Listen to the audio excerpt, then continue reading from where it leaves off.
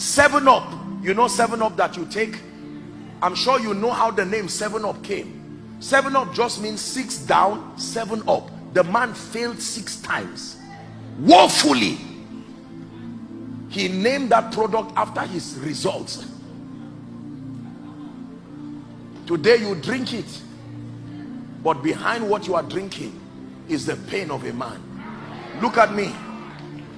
I always wondered why God through the prophet would tell Naaman to go and bath 7 times.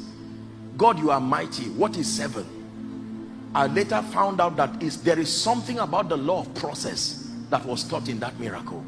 Do you know that after Naaman took his bath 6 times, you thought there would be evidence of cure to encourage him? He was still as dirty and scaly and as tattered as that. 5 minutes to your miracle, it will still not look like it. This is the thing about God that you have to understand. Can I tell you this? Go and ask Elijah. He prayed and said, check for me. Nothing. Prayed and said, check for me. Nothing. 7 times. Even the 6th time, nothing. The same way you are seated today, you don't know it's tomorrow that prophecy has written that you will be smiling. As it is right now, nothing is in your life.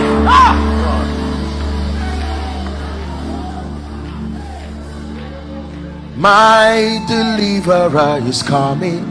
My deliverer is standing by. My deliverer is coming. My deliverer is standing by. The prophet said, by this time tomorrow. You thought a cloud would suddenly start moving, and the nation of Israel will say, wow, a cloud is forming.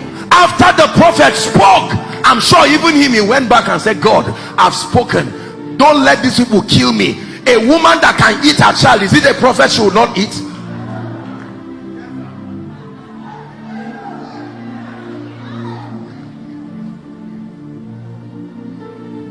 By the next day, everybody woke up. Where is that stupid prophet playing with our intelligence in the name of the Lord? You said today, this is that day. They forgot it was God that made the day. 4 lepers. Why sit we here and die?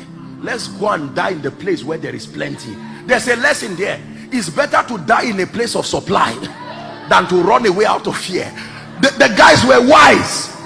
They said, anyway we are going to die, so it's wiser and cheaper.